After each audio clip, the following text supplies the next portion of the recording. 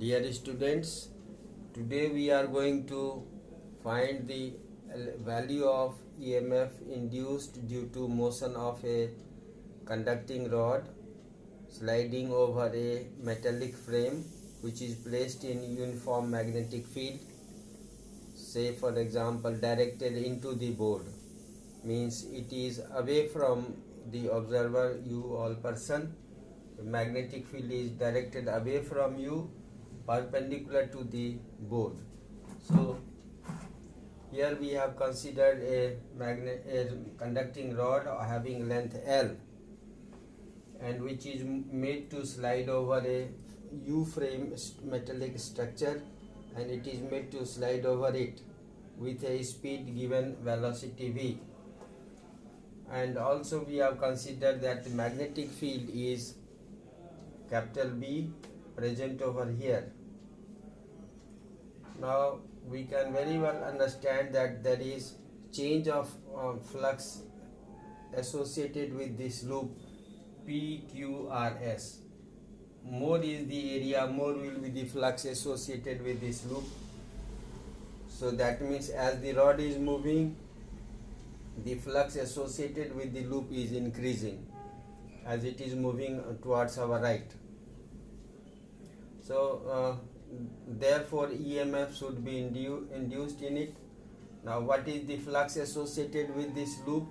We can very well find it by applying the basic definition of the magnetic flux. What is the magnetic flux associated with this loop? We can find it by applying the fundamental relation for magnetic flux, that is phi is equal to B dot dA, where A is the area vector of this loop PQRS.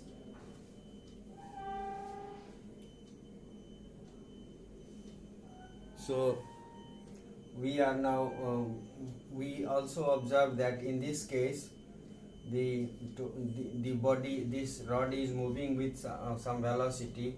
Say for instance it is covering x distance in unit time, so that means the velocity will be say v, which is equal to dx by dt.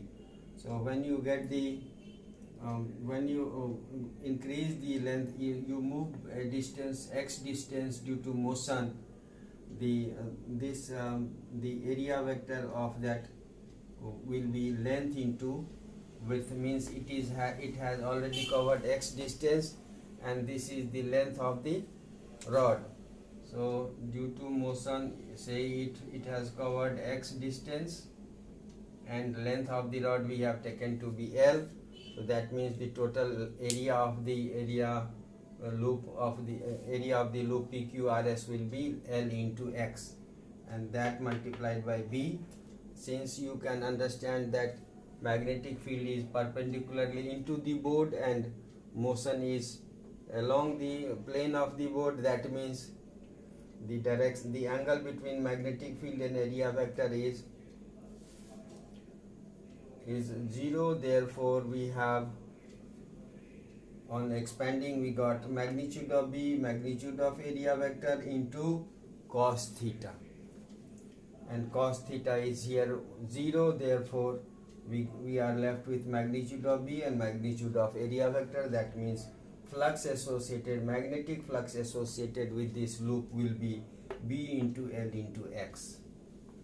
Now if we want to find the induced EMF, we must differentiate the magnetic flux associated with the circuit with respect to time, and therefore E is equal to minus d phi by dt, and for phi we place BLX.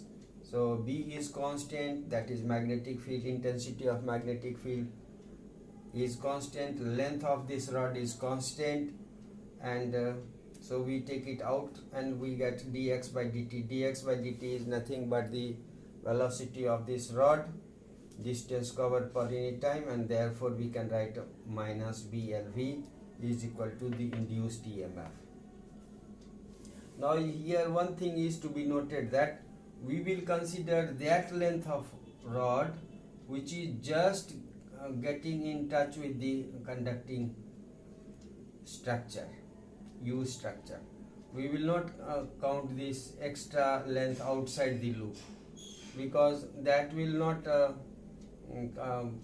be a part of this loop and will not be considered as the effective length of this loop.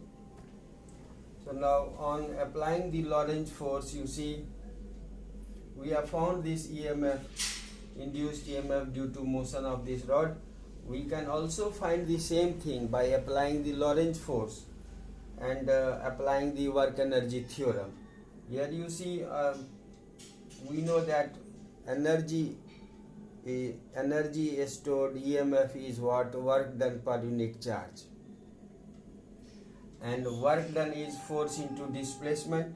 So we can write EMF induced is equal to work done by charge, and that work done is force into displacement, and force into displacement, for force we can have Q into V cross B, and since velocity and magnetic field are at 90 degree to each other, therefore we expand to get magnitude of Q, magnitude of V, magnitude of B, and sine 90 degrees. Sine 90 degrees is 1, so that will be the expression for force, and that multiplied by the displacement along the force D, that is you have moved a distance, of along this force, the charge has moved a distance of this much length, and therefore we get B is there, V is there, Q is cancelled, and L remains there. L is used for D, that is the distance by which the charge has moved. You see, the charge is experiencing Lorentz force due to some work is done. That work done per unit charge is EMF induced, and therefore it becomes again BLV. That's all for today. Thank you and have a nice day.